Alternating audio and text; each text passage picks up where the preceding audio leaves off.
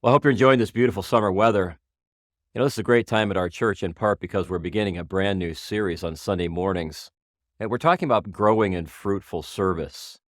We've enjoyed studying through the book of First Peter, and we spent a good part of the year doing that.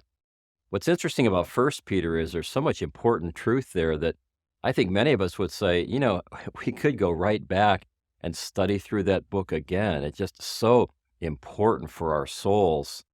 Well, the plan is to move into Second Peter, but we realize that, during the summer, people are in and out. We all are because of travel schedules and holidays and just all of the things that go along with summertime. So instead of doing a verse by verse study of Second Peter this summer, that might put many of us in a situation where we're not going to be able to hear all the messages. We thought we'd do something different. 2 Peter 1, 5, and 6 has a series of 7 characteristics. And they're interesting because what Peter says is to be diligent to add to your faith, that is the faith that was just described for us in the first 4 verses, add to your faith these 7 characteristics. Well, what does it mean to add something to your faith? That's what we're going to be talking about.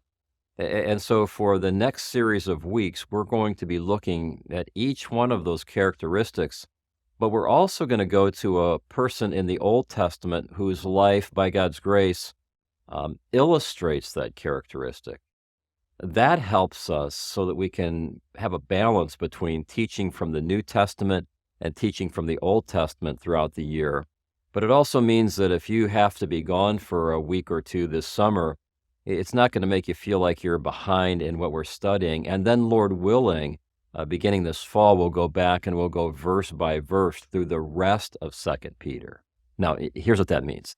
This Sunday, Lord willing, we're going to be studying the first characteristic in the list, that of moral excellence. And we'd like to go back to Daniel chapter 1 and study what we all would believe is one of the greatest examples of moral excellence in the Bible, this man Daniel. And as we start to think about how old he was, as we start to think about the conditions under which he was living, it's just so marvelous that God enabled him to live a life of moral excellence. And we're going to talk about where's the hope in all of that for us, and also what's the challenge, what's the instruction. So as your time allows, I'd encourage you to read, first of all, 2 Peter chapter 1, and you can begin in verse 1 and go all the way through verse 6. You'll see more of what I've been talking about if you take the time to do that.